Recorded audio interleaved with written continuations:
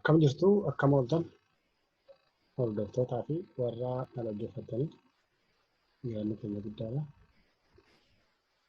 Hundumaafiyyuu har'a waan tokkotu jira, innis maalinni isa warri afaan Amaaraa kun yeroo baay'ee Itoophiyaa ijaan ወደ እግዚአብሔር ታነሳለች ወክ ኢትዮጵያ በመጽሐፍ ቅዱስ 40 ጊዜ ተጠቅሳለች ለማ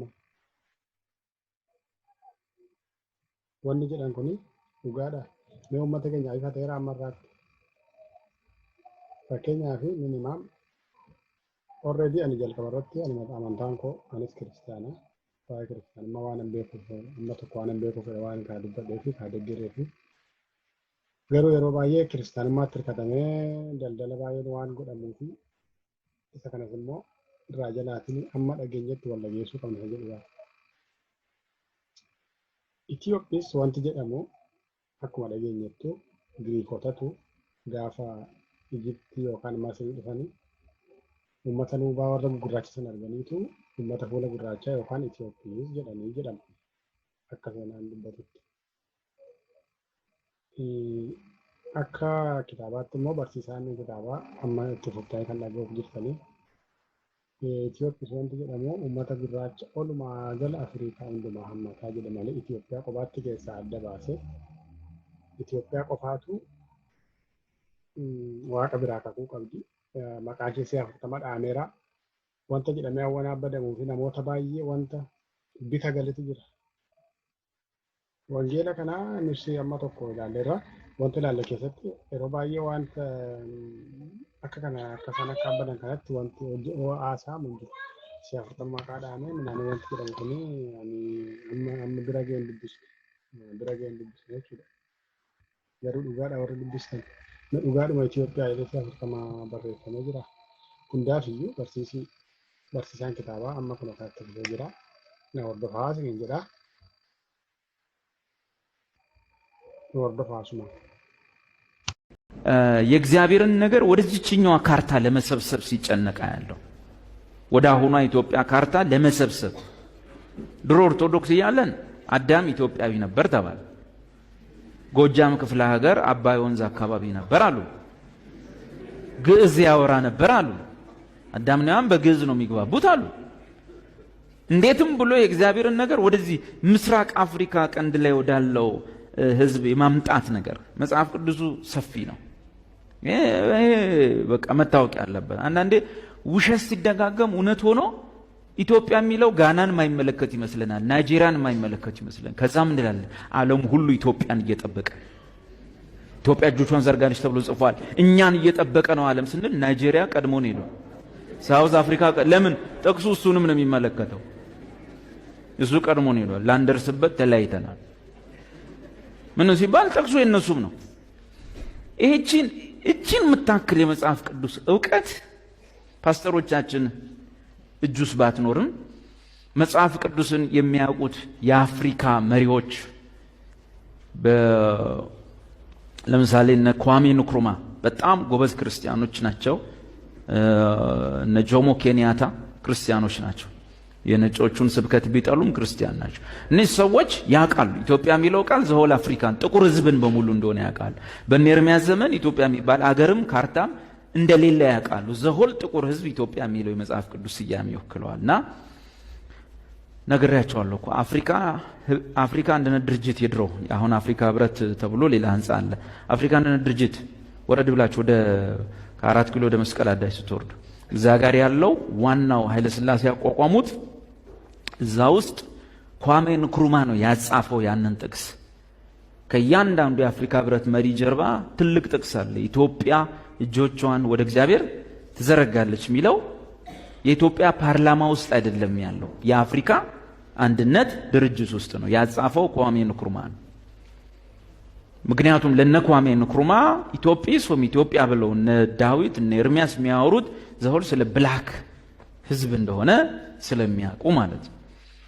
እኛ ጋር ሁሉም ስለሌላው ጥቁር ህዝብ ሁሉ መጽሐፍ ቅዱስ ባይመለከተው እቺ ምስራቅ አፍሪካ ላይ ያለችው ኢትዮጵያ ግን አሁን ጥያቄ ፈጠርብናል። ኦኬ ታዲያ ሌላው እንዴት ነው ጋና ምናምን ተብሎ ስሞቶለት እኛ ጋር ኢትዮጵያ የቀረው ነው? ቀላል ነው መልሶ አይደል? ምክንያቱም ቀኝ ገዢዎቹ በሚገቡበት ሰዓት ሁሉንም ሀገር ሲይዙት ያልያዙት ይህንን ክልል ነው።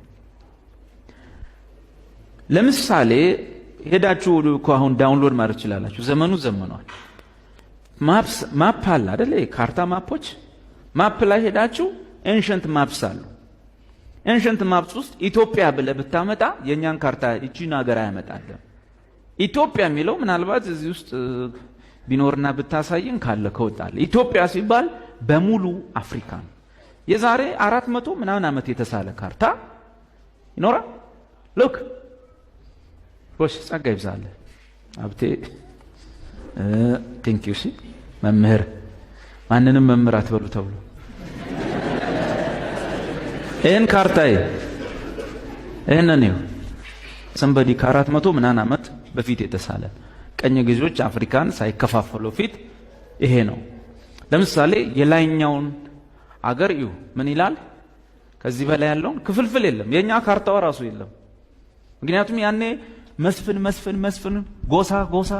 ጎሳ ሁሉም ትንንሽ ነገስታት በየሰፈሩ ባዕድ አምልኮ ምን እያመለከ ጋኔን እያመለከ ይኖራል።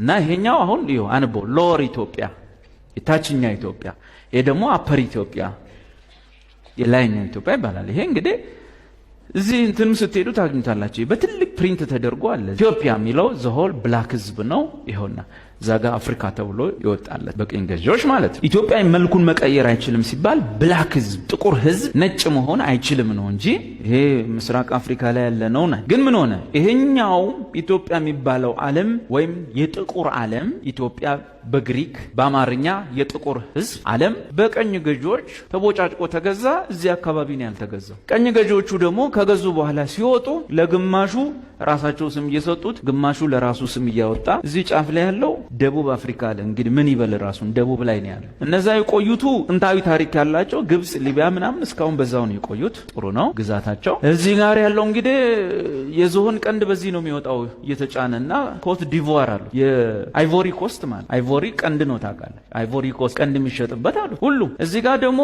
ምንድነው ስሙ ሮዴዥያ ነው ምናምን ብለው ነጮቹ የደቾቹ ኔዘርላንዶቹ ሰጥተውት ከሄዱ በኋላ እንደወጡ ሲያረጋግጥ ሙጋቤ ቀየረና ዚምባብዌ አለ። ራቅ እንዳሉ ሲያቅ ማለት። እዚህም ጋር የሆነ ስም እየሰጡ ሲሄዱ እነ ጆሞ ኬንያታ ወደ ራሳቸው ቀየሩ። ኬንያ ወይም የኛ የራሳችን የሚል ስም አወጡ። ከኦሮምኛው ኬኛ ጋር ይመሳሰላል አወጡለት። ከዛ እኛ እዚህ ጋር ያለ ነው እንደ ማንኛውም ተይዘን ብንሆን ዛሬ ይሄኔ ስማችን ሌላ ነው ወይ ቀንድ ይሆናል ስማችን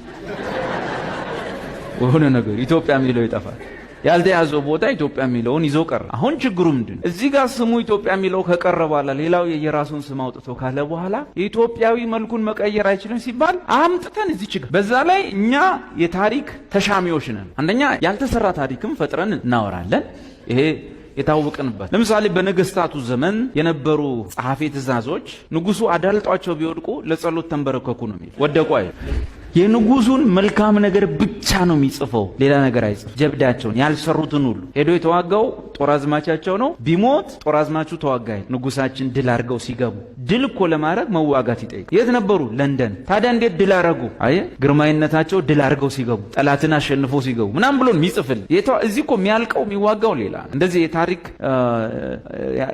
የታሪክ ጭማሪዎችና የታሪክ ንጥቂያዎች አሉ። ከታሪክ ንጥቂያዎች ውስጥ አብዛኛው ደግሞ ያለው በሃይማኖቱ ቤት ውስጥ በሃይማኖቱ ቤት ውስጥ እግዚአብሔራዊ ታሪኮችን ሁሉ ኢትዮጵያዊ የማድረግ ሙከራ አለ። እግዚአብሔራዊ ታሪኮችን የክርስትናውን ዓለም ታሪኮች ኢትዮጵያዊ የማድረግ ሙከራ ከአዳም ጀመረ አልኳችሁ፣ ተጽፏል። አዳም ኢትዮጵያዊ እንደነበር ግዕዝ ቋንቋ እንደሚያወሩ በመሬት እኮ አይበቃንም፣ ላይ እንሄዳለን። መላእክት ራሱ የሚያወሩት በግዕዝ ነው ነው እነ ገብርኤል በግዕዝ ነው የሚያወሩት ብሎ ያምናል። 40 ሚሊዮን ነው 50 ሚሊዮን ኢትዮጵያ ያምናል።